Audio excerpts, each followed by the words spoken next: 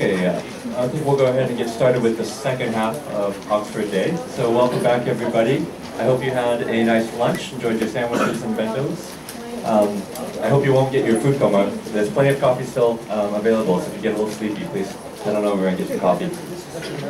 I'd like to go ahead and introduce our next lecturer presenter. This is Ben Sheeran. I think some of you may know him, but he is a lecturer at Tohoku University. He has 13 years experience in both primary, secondary, and tertiary levels in Japan. He's an educational advisor to Nika Junior Senior High School. He's also a Cambridge English instructor and Sendai. And he's also an Oxford Teachers Academy certified teacher trainer. Ben's research interests include language acquisition, curriculum design, independent learning, presentation skills, extensive reading, and Japanese English education. And today, I think you will be talking about one of my favorite subjects, which is extensive reading. So if you could all join me in welcoming Ben Sheeran.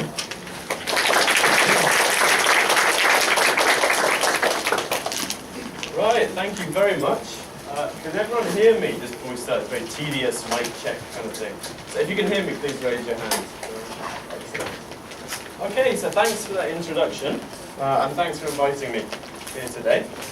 And thank you for coming along and spending your time listening to me. So I hope you'll find this useful today. I'm going to be talking about input because I think input is probably the most important thing for language learning. And I think it's something that is underdeveloped in Japan. And also I think it's something that we can address as teachers. So that's why I'll be talking about this today. So the why. I've learned a few languages. I've learned Latin at school. I've learned French and German also at school. I learned Chinese at university. I learned Japanese living here. I learned Thai by visiting Thailand. And the difference between actually successfully learning and completely failing, for me, has been input. So the languages where I could get input, I tended to develop useful, practical communication skills. And the ones where I didn't get input, I got by. I had my classes, I did quite well on the test, but it never developed into something I could use. And it was the input that made the difference here. And that's why I think this is very, very important to talk about today. This is what we'll be doing. I'm going to start with some general thoughts. And this is because, for input especially, the way students and teachers think about it is going to determine your success.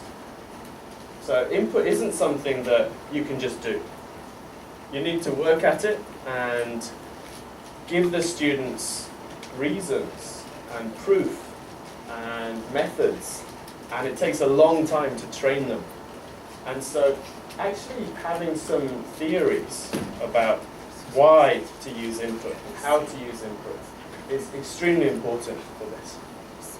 After that, I'll be talking about actual things you can use in class and outside of class in these three areas.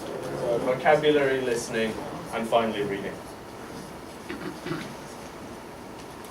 So the path to learning a language is really long, right? I mean, we're talking, what, thousands of hours of input, listening, millions of words of reading, hundreds of hours of speaking if you want to become a competent speaker. So this is not going to happen in the classroom. So I teach at Tohoku University, and I have one semester with my students. 15 90-minute classes. 22 and a half hours, if we're lucky. So the only thing I can give the students is some ideas as to how to do it themselves. Because it pretty much all has to happen outside the classroom. And that's the focus for me. So to give the students why, so why they need to do something, and also to encourage them. say, look, it works, and here are some examples of how it works, and here are some people who have done it. And then if a few of them do it, I think I've succeeded. Right? So this isn't going to work with everybody, because not everybody is going to be interested in it. Right? But for the few students who are interested and want to put the time in, this will make all the difference.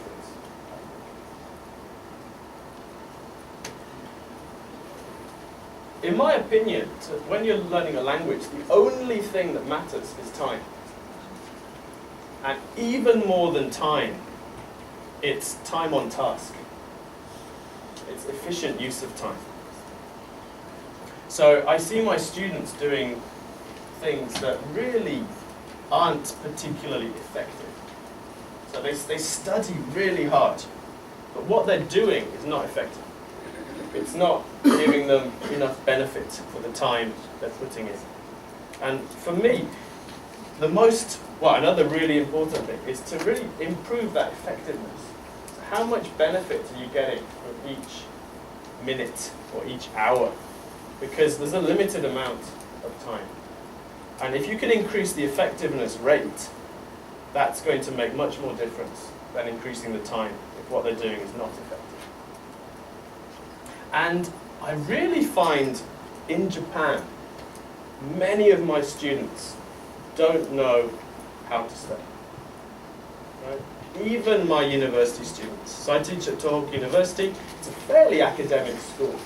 Our students are bright and motivated and academically successful, but very, very few of them know how to study, especially how to study English in an effective manner. So fixing that is a priority very quickly. So I'd just like to talk very briefly now about different types of learners. I know we have quite a mixed audience here today. So there's people here who teach at private language schools. There's people who teach at junior high schools, universities, in a business setting. I think there's a few people who are not teachers even in the room. So I'd just like to review a little bit here. So ELL, sorry, just some jargon there, English language learner, right? So this is a kind of description of different types. I work in an Eikaiwa school, so I'm an advisor to an Eikaiwa school. So I see lots of these children, very young, kind of 6, 7, elementary school, the early years of elementary school. And for these children, this is the kind of progression that we follow when we teach them. So we start with listening, because they need to acquire the sounds of English. Then we introduce phonics, because the sooner students can read, the sooner they can get input from reading. And this is really, really important. Something they can do outside of class, at home. And then we go on to sight words, and then we move on to sentences eventually. So this is the progression for young children. It's kind of the ideal. These are new learners. They haven't learnt English before. They're young, and we can really take them as fresh and mold them the way we want to, right? However, we often get students joining later. These students are older. They're maybe 10 or 11 years old. They've started doing English at school, in elementary schools. English activities that's now developing into an English subject. But because they're older, they can also learn more quickly. Right? The younger students, it takes longer for them to get things. Older students can get them much quicker. So we do all this stuff at the same time. We work on the listening and the phonics and the words all together, because the students can handle it, can do it faster. And then we move on to sentences and texts. This is an unfortunate case. Okay, these are junior high school students. So they come to us after they've started studying English formally at school. And the vast majority of kind of beginner junior high school students, they're already working with sentences and texts, but they don't have the other skills. So we have a remedial situation. We have to try and fix this. So we work with what they've done already, the sentences and the text, and we try and give them the foundation of listening and phonics and so on. Most students catch up. Some find it difficult. Just a quick word on phonics, because I'm a real huge fan of phonics. And phonics in Japan has not caught on in the state sector, unfortunately. So junior high schools do not teach phonics systematically. Elementary schools are advised not to teach phonics. Personally, I think 5th and 6th grade in elementary school is the perfect place to teach phonics. But I don't think we're going to see that for a while.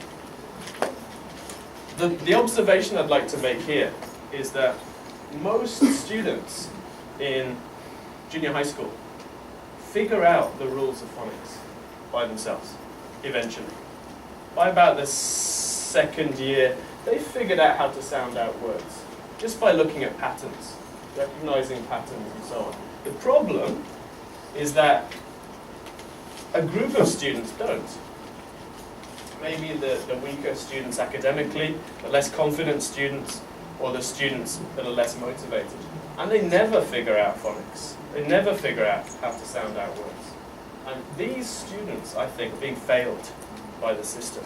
Okay? If we taught everybody phonics, everyone would have a chance. So that's why I really think phonics is essential here in junior high school. I just like teachers to kind of go away and fight to put phonics, especially into junior high school and elementary school. Okay, and then this is high school students and university students who, if they're doing English in a private setting, remember this is in a Eikaiwa school, they have a handle on sentences and texts. And what we need to give them is conversation strategies, give them some like if they don't understand something, what to do, how to get people to repeat things or say things in a different way, or say what they want to say in a different way. Very basic strategies, but they need to be practiced for the students. Probably the most important thing, which is to give them independent study skills. And that's what we're going to talk about later on in the talk.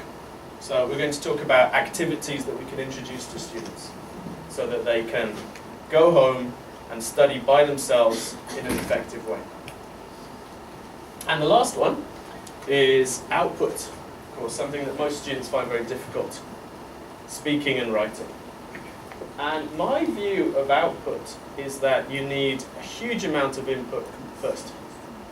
Once you've got that, it becomes much easier to output.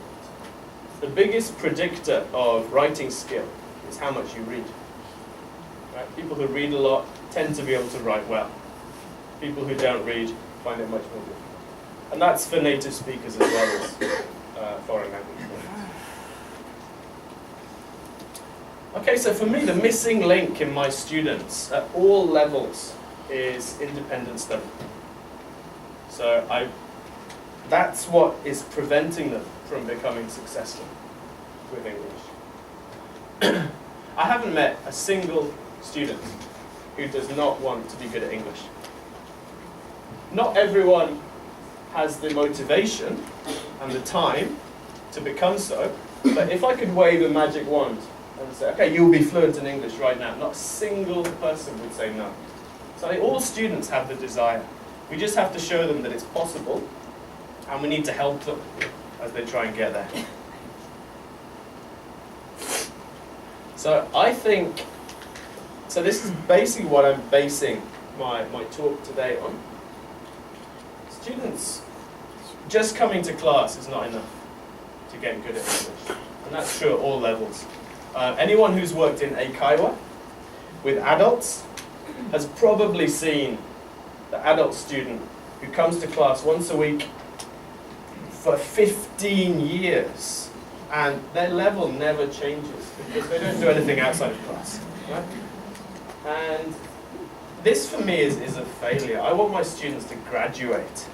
I don't want to see the same student for 15 years. What would we talk about? So I want to see students finish, basically. I don't think students can succeed just by following instructions. So most of my students, I give them homework, and I follow up. I say, did you do your homework? How can you? But that's not enough, because at some point I won't be teaching them anymore. And no one is going to say, you know, did you do your homework this week? So we need to teach them how to do it themselves. And also how to set their own goals. And here I'd like to just move into something that Rob was talking about this morning, if you're in Rob's lecture, which is Paul Nation's view of language teaching. And Paul Nation, who's a vocabulary researcher, but he also looks into teaching methodology, he says teachers have 4 important jobs. And in order, they are planning. Planning is the most important job. You need to plan your course. The second one is training the students, teaching them how to do certain things, language strategies and activities. The third one is testing. So figuring out how much your students can do. This doesn't mean giving them the TOEIC test. It means looking at the student's level, basically. And the last and least important job of the teacher is teaching. Most teachers feel, and they're under pressure to teach all the time. So they have to stand up and talk. And the students have to absorb that knowledge and so on. But for language, I don't think it really works very well like that. So the 4 strands, that is an approach that Paul Nation's been talking about for a while. Lots of books he's written, he mentions this. The most recent one is this, which is What Should Every EFL Teacher Know? It's a really easy read. It's very clear, and it's got lots of really interesting observations. So if you're interested, I definitely recommend this book. But the 4 strands, basically, he says there are 4 parts to any language course, right? And they should be equal. They should have equal weighting. So the same amount of time should be given to each. And those 4 strands are basically input, so listening and reading, but focused on the meaning, right? So students are understanding what they read and listen to. It should be output, so students write and speak, again focusing on meaning, not on form. So they're not worried about using vocabulary or using grammar. They're just trying to get the message across. Language study. Now this basically includes learning vocabulary, learning grammar, learning pronunciation, memorizing dialogues, that kind of thing. And finally, fluency, which is doing easy things over and over and over and over again until you can do it automatically. An example for me would be Thai. I've done a 3-day course in Thailand, and I can say about 5 things. But I can say those 5 things really well, right? I'm really fluent in 5 things. Right, where is the bathroom, right? Really important. I've said it hundreds of times. Hong Nam Yutinat, right? So that's, where is the bathroom in Thai? And I'm very, very fluent at that. And I find my students are not really fluent at anything. Right? They've got lots of English knowledge, but if I put them on the spot, they find it difficult to come out with it. They haven't done fluency practice. And this is very clear in numbers. I find students have trouble catching even quite easy numbers that they know very well, but they haven't practiced so much. I'd just like to make this slightly interactive for about 1 minute. That's the only interaction you're going to get in this lecture. So just with the person next to you, could you think about your own class and just see what percentage of the time is spent on these 4 different areas? Okay, so we'll give you maybe 1 minute for this, really quick. So please, just with the neighbour.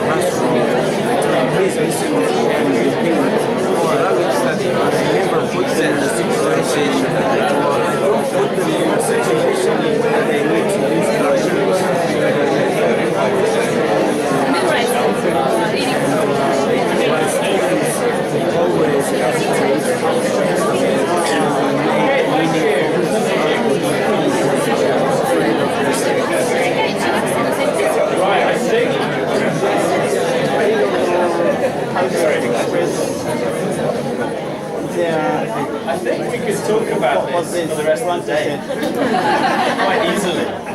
And actually, if there's one thing to take away today, it might be this. Well, about two. One is the self-study. And the second is this. Really thinking, but Paul Nation recommends a quarter for each to be balanced. My classes are not balanced. Although you need to, this is based across all the study the students are doing. So it includes what they're doing at home. It includes what they're doing in other classes in school. Right? So it's not every single class needs to be like this, but just over the student's study, it should be balanced. I used to work in a couple of junior high schools in Senda as an ALT, and I didn't have much input. I mainly just played games like hot potato with the students, which I think had a small motivational effect, but not much language effect. But in junior high school at that time, students would do basically only language studies, and even only a small part of language study. They'd focus on learning vocabulary and studying grammar patterns, which is like a third of a quarter of this. And they didn't get anything else. So they were missing input and output and fluency practice. And I think this possibly explains why students are unable to use the language they've studied. That's what we just did. Okay, just some quotes now. I really like this quote. I found it this week. And that really is what I believe. If you've got words, you can get meaning across, or you can understand things.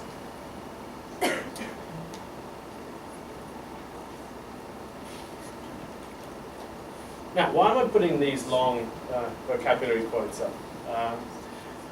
The reason is because I think vocabulary study, specific vocabulary study, is a really important complement to input. So maybe you've had this experience, but when I study a new word in Japanese, normally Japanese, I mainly just study Japanese now. So if I study a new word, I find that for about 2 weeks I see it everywhere. Right? It's kind of highlighted in text, it floats up. And basically what that's doing is it's priming you to notice it. Right? Studying the word helps you notice the word, which helps you acquire the word. So just input, I think, is less effective than doing some effective vocabulary study and doing the input as well. Right? So this makes the input more effective. So we're going to talk about vocabulary before input. And this is just a thought to back up my efficiency hypothesis. So if there are 750,000 words in English, then we can't just spend our time trying to memorize them, right, one by one. It's a never-ending task. If you think about word families instead of words, then according to Paul Nation and Rob Waring, there are about 54,000 word families that native speakers don't necessarily know. Right? Native speakers know about 20,000. But that's still a lot of words for students to learn in a short time.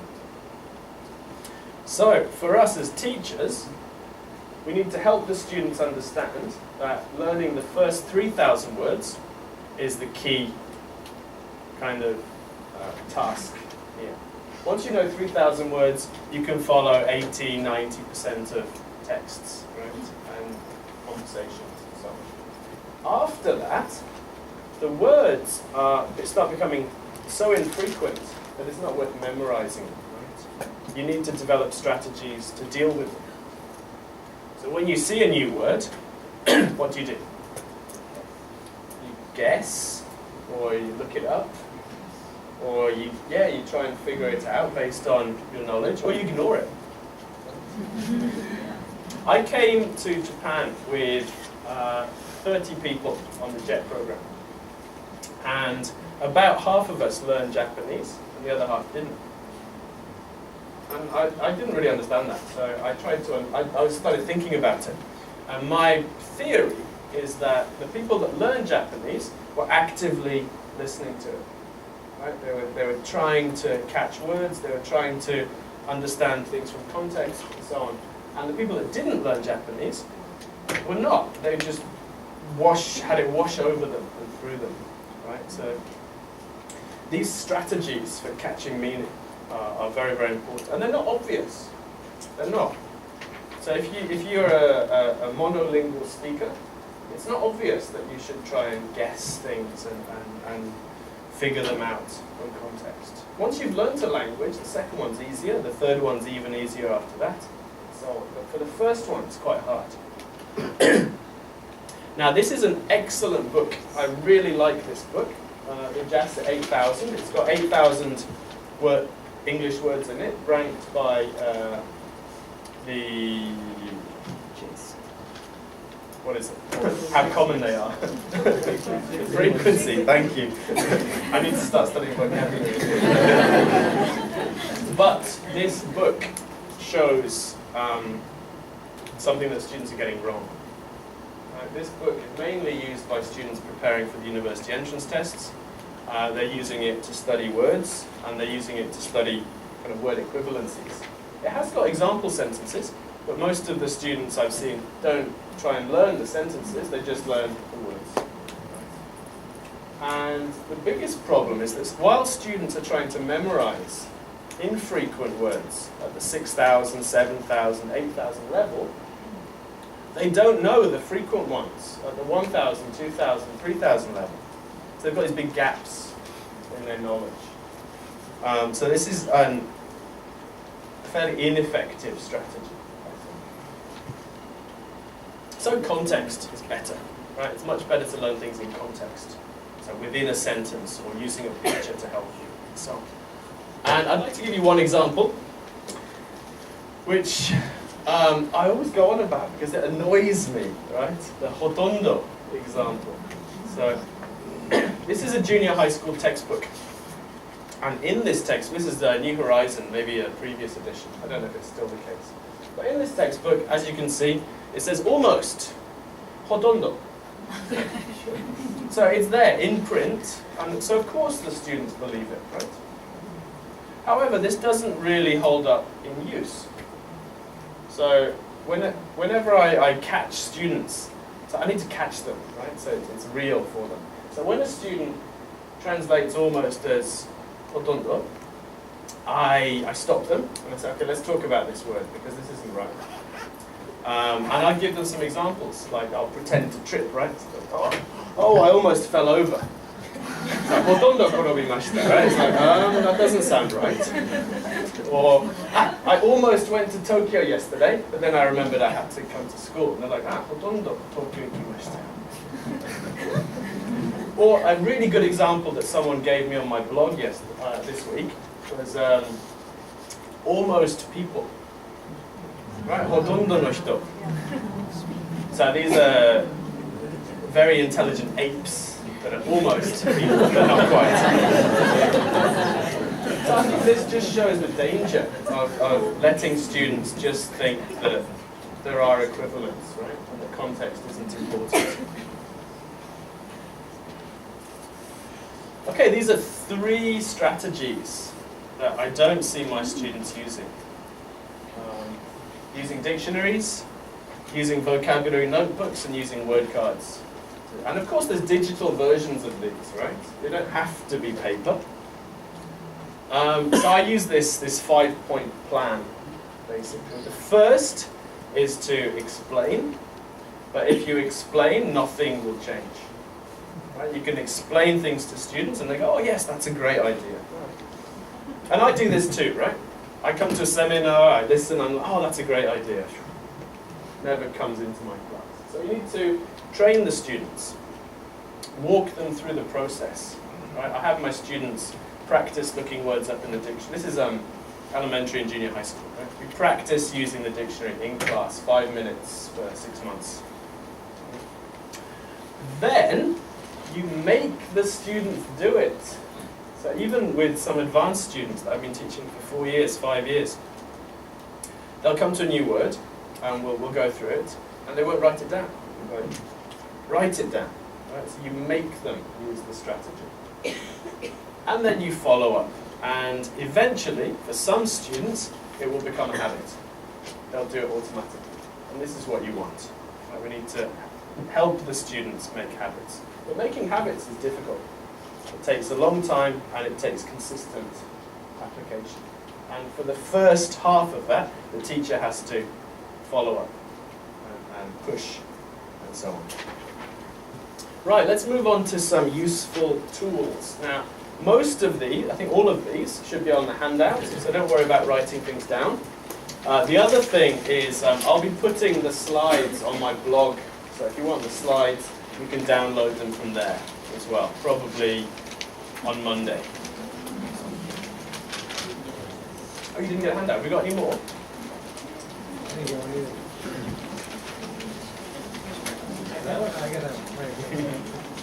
Great. Anyone else need a handout? Please raise your hand and our friendly coordinators will pass them out.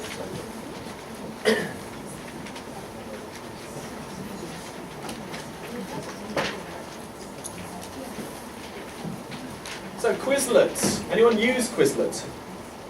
Anyone heard of Quizlet? All right, excellent. Okay, Quizlet is a website and an app. I think it's a series of apps that lets students take quizzes in a variety of different formats. So it's good for learning vocabulary and discrete items, right? They can practice matching things and typing things and so on, and learn vocabulary in a fairly fast way. You can make your own quizzes, or you can find your own. You can find other people's ones on the website. And for English, there's quite a few already. Right? Teachers making them all the time, and students can make them as well. So this is a really useful tool. It's free. So all the things we'll talk about today are free. For many of them, there are very good, pretty good commercial applications as well. It costs money, and I often talk about those on my blog. So if you're interested in that kind of thing, please check that out, or you can send me an email as well if you'd like any recommendations. What's the URL? Oh right, if you type that into Google, it'll pop up. It's either com or org. Is it com? Andy? No? Sorry. My assistant will let us know in a minute. It's com, Quizlet.com. Okay. This is a really useful tool. There's quite a few websites that do what this website does, but this one does it in a fairly easy to use way. Right? You don't need to log in, you don't need an account, you can just use it. And this is one tool that I find my students coming back to. I find they're still using it a few weeks later because they found it really useful. There's three things you can do with this website. One, you can paste text into it, and it will give you pop-up translations. So what that means is if the text is here, you move your mouse over it, it'll pop up a translation from English into Japanese or Japanese into English. I sometimes use this to read emails. I get emails from my university administration about effectively manipulating radioactive substances. So I use this to help me realize if it's important or not. The second thing you can do is you can go to a website through this, and it will give you the same thing.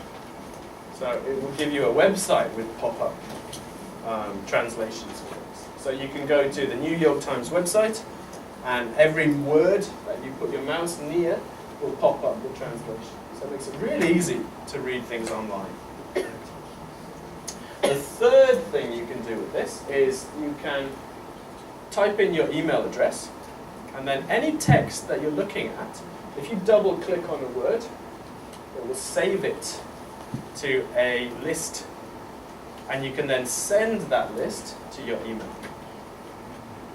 which I find brilliant, because if we use this in class and the students read an article and they click on all the words they don't know and then they email that list to their phone, they can then review the words on the way home when they're fresh, or maybe the next day, and so on. So really, really fantastic tool, simple, and easy to explain to students.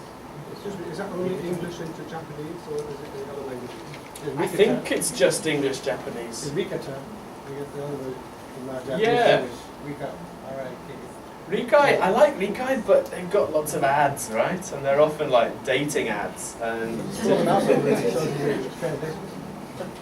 yeah, no, I mean, I loved it, but I kind of started getting embarrassed about using it in class.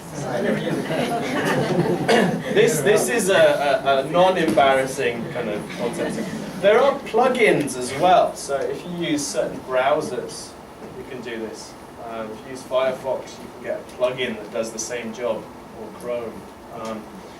But for explaining to students and for using in class, this is probably the one I'd recommend. This is a bit more hardcore, maybe, Anki. So this is what I use to study Japanese. Okay, so you can use it on your computer as software, or you can use it online as a website.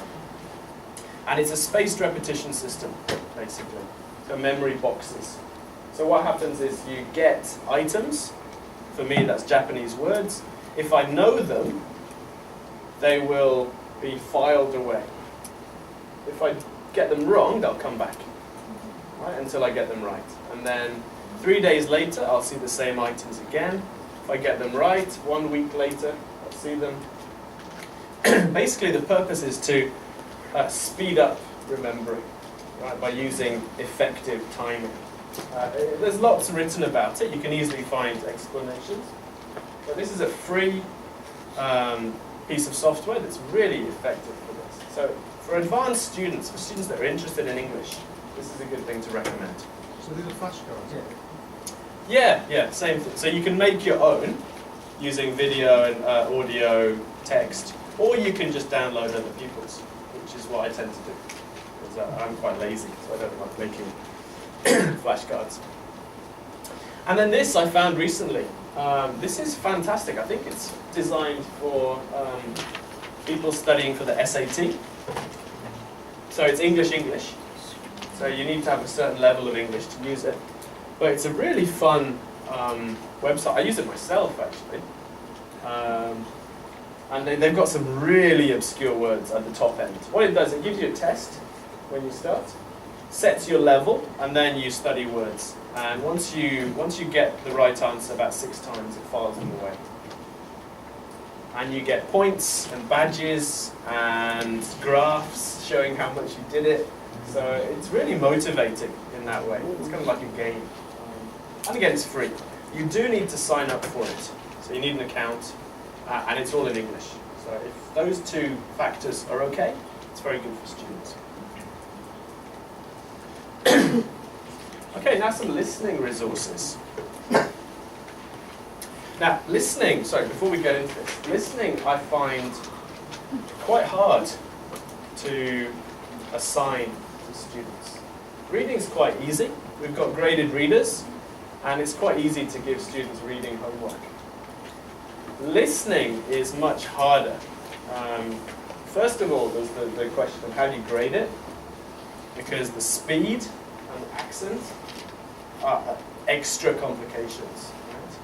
Right? With reading, you can say, okay, the vocabulary and the grammar, that's it. But with listening, you've got vocabulary, grammar, accent, speed, context, etc. So it's more difficult to grade. It's also more difficult to assign. Like if I've got a book, I can give it to my student. But with the listening, what do? Some of my students don't have CD players. Right? If I do it online, they haven't got a computer. If I do it on the phone, they're not allowed to use the phone. It becomes more complicated to do listening. So I'm going to give you some easy online resources, because I think online is probably the easiest one here. First is Ello. Anyone use Ello? Really? Wow. Okay, this is the gold mine for listening. Ello is free. It was developed by a teacher in Japan. And it has about 1,500 conversations on it. Short conversations, probably 3-4 minutes each. With transcripts, so you can read the content as well. With questions, with a picture to guide each. It's fantastic, and the range of topics is huge, and the range of accents is huge. So it's not just your normal, British, American, Canadian, Australian accents. It's people from Peru, it's people from France, it's people from Myanmar. It's amazing. So I really like telling my students to use this to help with their accent recognition. Right? Because a lot of students, if they get an unfamiliar accent, they're just like, no idea. Right?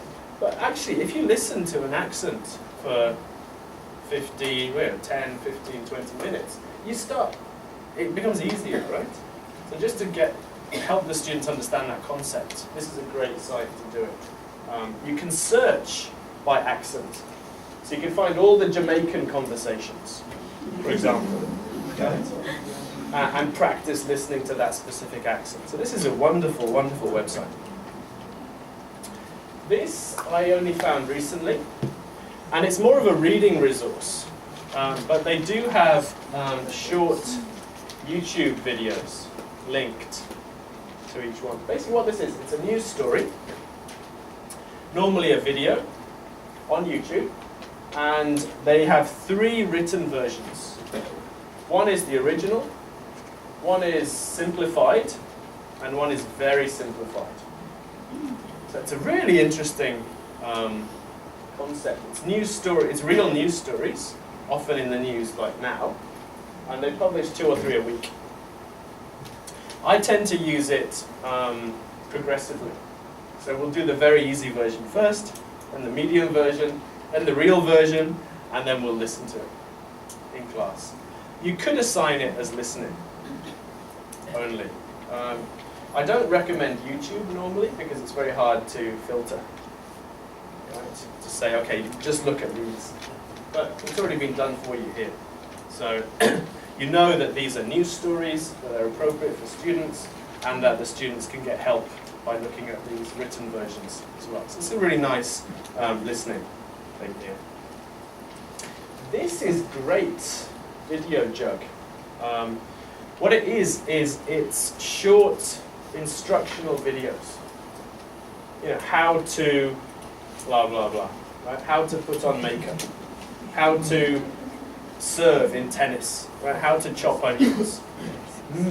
Thousands and thousands of them in categories. And the students invariably can find something that they're interested in. Whether it's a sport, whether it's fashion, whether it's playing guitar, it's all on here. And lots of the videos have subtitles, so they'll show what they're, not in another language, but rather they've got English at the bottom. Lots of them have graphics to show what's happening. So amazing resource. However, there are 2 caveats, 2 things you have to be careful with. One is they've recently put adverts at the beginning of the videos, right, to monetize it. So at the beginning of each video, there's a 20-second, 30-second advert, which is very annoying. But once you get past that, it's great. The other caveat is that some of the content may be inappropriate. Not in a huge way. The worst thing my students could find was how to kiss someone. And they loved that. We had the whole, it went viral in my classroom. But if that kind of level is okay, you'll probably be all right. This website. And of course TED Talks. 2 things I'd like to say about TED, and that is make sure you teach the students how to use the interactive transcript. So with the transcript, if you click on any part of it, it moves the video to that section. Right? Actually, maybe I should explain what TED is. TED is online talks about science, education, design, technology, economics. They're normally between 3 minutes and 20 minutes long, and they're amazingly good speakers for the most part. They've been selected. But they do have this transcript, which really helps. And you can also put subtitles on it, right, in English or in Japanese or in other languages. Those are the two things I'd like to point out for TED. But for advanced students, TED can be excellent. And actually, there are a few easier books in here. Like my favorite one to use with junior high school students is, I don't know if you know, William Kamkwamba. He's an African boy who made a windmill to make electricity. Right? And he talks about it. And the fantastic thing about this talk is that it's really short, it's very easy, he's not very good at English, and that combination is great for my students, junior high school students, who are not great at English, but they can see someone who is pretty close to their age, close to their ability level, on stage, using English to communicate with the world. And that's a really powerful one. After the class, they often walk away saying, wow, I can't believe how bad his English was. If he can do it, then we might be okay. So it's that kind of motivation there. All right, phonics. So I think we can speed through this actually. Basically with phonics, teach basic phonics only. So basically single letters or letter combinations. And then have the students manipulate it.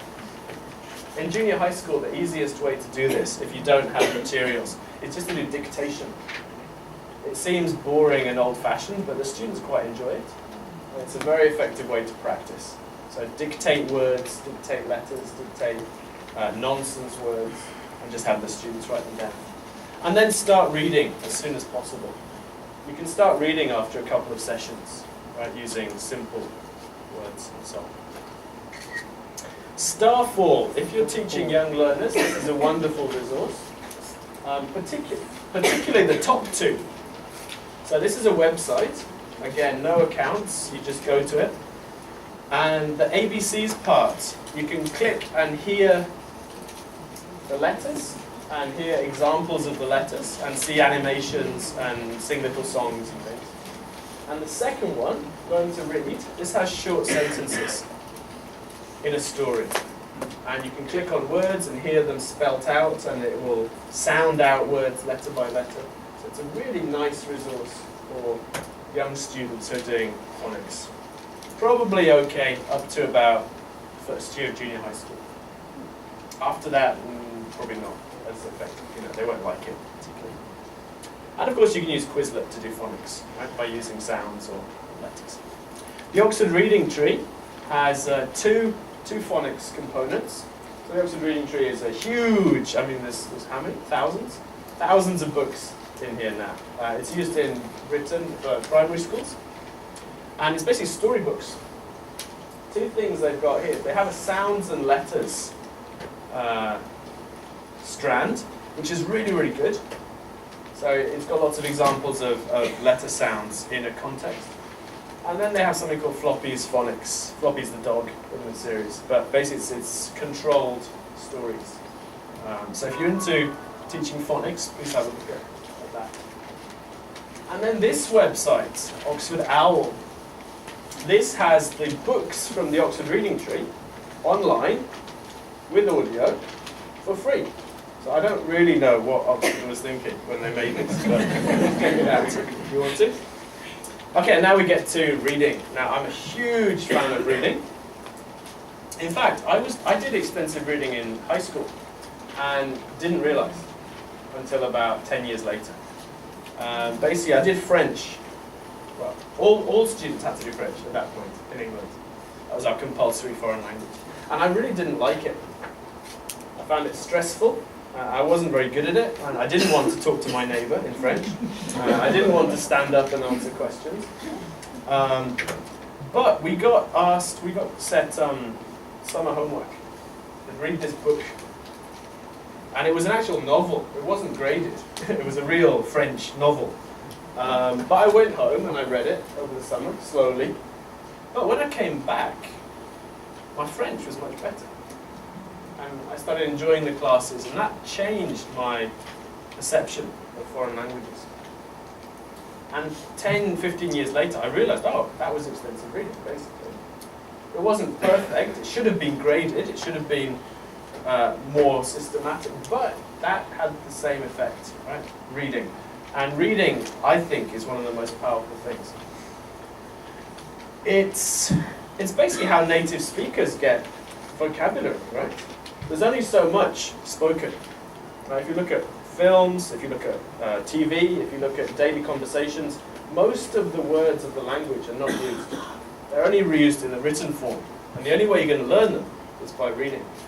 So reading is a really important skill to do here. It's the easiest one to practice, as I said before, because we've got graded readers and we can lend them to students. But, here's the but, it needs to be a habit. You need to do it regularly. You need to make time for it. And sadly, these are the results we got at my university.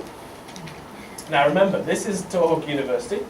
It's an academic university with very bright students, very academic students. And let me just walk you through it. The top says, I don't really read. Right? First semester, 58% of students. Second semester, 56% of different students. Right? Second line says, I read twice a week. 28, 31. And the last one is, I read every day. And that's where I want all my students to be. But just over 10% of the students read every day. And these are the very academic students. So what about the rest? Right, so students do not have a reading habit in general in Japan. Yes? What qualifies as reading in that survey? We said books, magazines, on manga.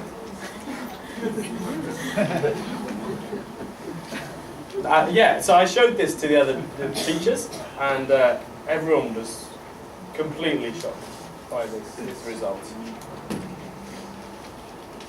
So to get people reading, I think 3 things are important. So students need to succeed, so it needs to be doable. Students should choose their own, ideally, because that's more interesting. And again, much like the other habits, I think we need to start in class. So you need to give students silent reading time in class, because then they might continue after class. If you just give a student a book, it'll go in the bag, it'll come back in the bag. It won't ever come out of the bag. This is an interesting series because it has very accessible questions within the story, so it's a good way to work on meaning with younger students. This series I love because it's non-fiction. Our students, 30% of students, strongly prefer non-fiction. But if you look at the graded readers available, it's not there yet. And this is a great addition to that. Fantastic pictures, interesting content. And the nice thing about non-fiction is it's content that the students know already. So it's much easier to work on the English if you already know what the book is talking about. So very nice. And of course, Bookworms library is huge and very well put together. So this is kind of the core for our extensive reading project. Now, popgshock, as I mentioned before, this is really going to help students read online. The thing is, you can use popgshock to look at these websites, therefore making it even easier for the students. And finally, if you have more advanced students, you can point them to real media. Right? I like The Economist because it's subject-based rather than news-based. So it's not necessarily, obviously it has the news, but you can often find more perennial subjects in there. And there's quite a lot of humor. And the writing is of a very high level. So even for native speakers, some people find this difficult to read. So it's a good thing to practice if you're at that high level. Finally, I'd just like to talk about this. So this is a bilingual manual to setting up extensive reading programs. I wrote it with a colleague, and it's been published by my university. Now this is free, so if you would like a copy, please send me an email, and I'll ask the office to send you one. This is part of our commitment to improving education in Japan. So. Finally, I'd like to give you a mission. So your mission from today is to train your students to get input outside of class. If we go back to the four strands, input doesn't have to happen in the classroom. Right? I think we should be using class time for output. Right? So, but where are they going to get the input? Outside of the class, at home, on the train. Right? So, what I'd like you to do is introduce ways of getting input. The key here is to introduce enough so that each student has a chance to find something they like.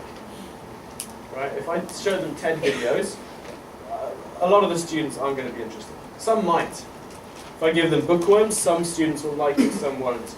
But by giving them enough, then there's a chance that each student can find something they like. Even playing games, right? You play games in English. That's going to help you as well. Right. But it's not enough to introduce them. You have to train the students. Use some class time to do that. And then you make them do it, right? Because otherwise they won't. Of course, because they're busy, right? So if you don't make them do it, it's not important enough to do. And then check and encourage. And finally, hopefully, they'll keep doing it after they leave you behind. So I think we've got 5 minutes for questions. Also, if you want to email me, please do. I'm very happy to get emails. My blog is at sendaiben.org. And the easiest way to follow the blog, if you're on Facebook, is to like this page, right? And then you'll get updates on there. I have some cards up there, business cards, if you'd like to take one of these to remember the email address. And let's take some questions. So, yes? How do you address in terms of independence? I don't know if they do this as well as you, but the need to check all the time that everything they're doing is correct. And even though they know it, a lot of times there might be a little avoidance in their life. They don't know they're actually smart. So they ask everybody to find something right. There's kind of two general strategies that we do with that. One is that we differentiate between activities where accuracy is important and activities where it's not. So most of the writing they do, we say, look, we don't care about your spelling. Right? We want to understand what you want to say. Drat, I had a second. So the other thing is we give them time in class to check. Right, I like to do this. So occasionally I'll say, right, I'm going to give you 20 seconds now to check with your partner just to make sure you're happy. And then it's much easier for them to ask questions if both of them don't know. Those two things. Oops, so I'll go. So. Thank you. Okay, I work in an all-girls junior high school. Sometimes I walk into class, before I even say anything, the whole class is just completely not interested and just really lacking motivation. And do you have any advice for what to do in this kind of situation? Well, one thing I did with junior high school that I thought was fairly effective was I started writing short stories for them to work on in class, using language that they know but content that they might find more interesting. And that was a kind of way in to connect a little bit. Because if it's easy enough, then it gives them a sense of success. But definitely come and talk to me afterwards if you want. So I'll go over here and then come back over there. Hi, I'm a student at National University, and oftentimes there's a program called the COST program. The COST program will take students from local elementary schools and bring them to National University as foreign language students. The foreign language students will often have about anywhere between 5 minutes to speak with a group of students in English about pretty much anything to a mere 30 seconds.